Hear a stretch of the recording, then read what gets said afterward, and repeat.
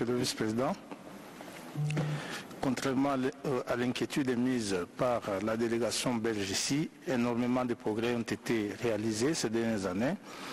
sous le leadership de son Excellence Monsieur le Président Félix-Antoine Tshisekedi Tshilombo. D'abord, l'accès à l'éducation, la gratuité de l'enseignement et la qualité de l'enseignement, héritière d'une situation de plus de 30 ans pendant laquelle le système éducationnel dans son ensemble a été laissé en errance. La République démocratique du Congo s'est dotée d'un cadre normatif assez audacieux dans le sens d'améliorer l'accès à l'éducation et d'améliorer la qualité de l'enseignement, entre autres les termes de l'article 43 de la Constitution qui rend l'enseignement de base gratuit et obligatoire, avec pour conséquence que 6 millions d'enfants, dont la moitié constituée de jeunes filles, retrouvent le chemin de l'école chaque année, réduisant ainsi les potentialités de la délinquance urbaine connue ces dernières années. L'allocation de 23% du budget national à l'enseignement, qui traduit la volonté du pays à assurer et à améliorer la qualité de l'enseignement et à formaliser ce droit l'un des plus sacrés de notre Constitution. L'allocation de moyens supplémentaires aux projets d'infrastructures ayant conduit à l'érection de plusieurs écoles et centres de formation professionnelle en faveur des populations, surtout des milieux ruraux, et la multiplication par 10 du nombre d'enseignants pris en charge par l'État et la construction de 5 universités en seulement 5 ans. Quant à l'accès aux soins de santé et droits de santé de la population, il y a cette politique généralisée de gratuité de la maternité et des soins de santé pour les tout-petits qui a été adoptée, et la mise en œuvre sur toute l'étendue de la République et le principe de l'universalisation de l'accès à la santé pour tous en cours d'implémentation. En ce qui concerne l'abolition de la peine de mort,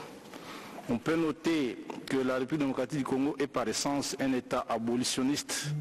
Depuis bientôt 50 ans, elle n'a pas exécuté la peine de mort, bien que consacrée par sa législation pénale, à l'exception de quelques cas perpétrés sous la coupe des troupes rwandaises lors de la gouvernance de la rébellion de 1997.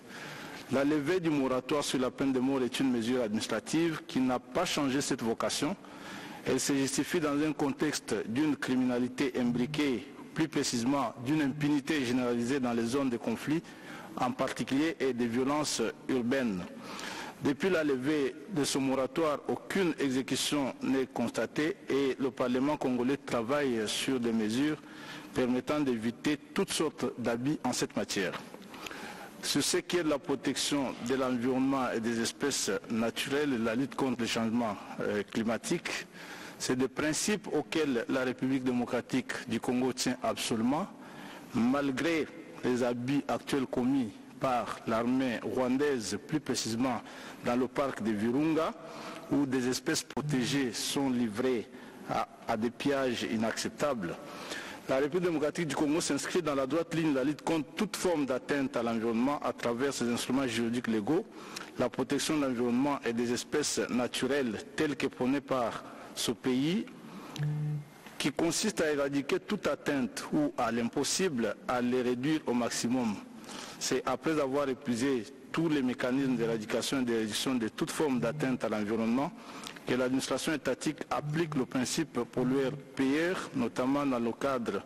du Fonds forestier national qui a conduit au projet combien ambitieux de 1 milliard d'arbres prôné par le chef de l'État, mais aussi l'article 53 de la Constitution prône ce principe comme un principe irréversible de nos politiques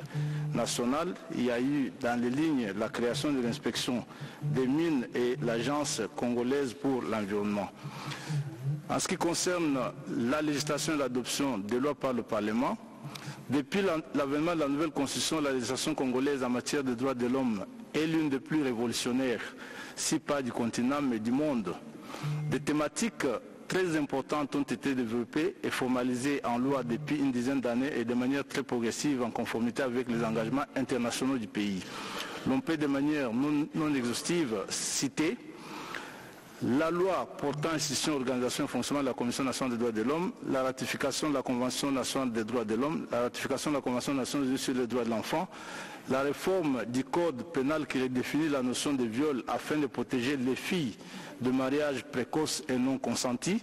l'adoption des lois sur les peuples autochtones, la loi relative à la protection de la responsabilité défenseur des droits humains, la loi sur la protection des personnes vivant avec handicap, la loi sur la protection des personnes vivant avec le VIH-Sida et la loi sur la modalité d'exercice des libertés de presse,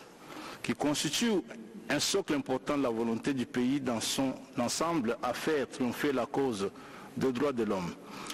Quant au discours de haine qui n'existe nulle part en RDC, il n'est qu'une surenchère publicitaire des prédateurs de nos richesses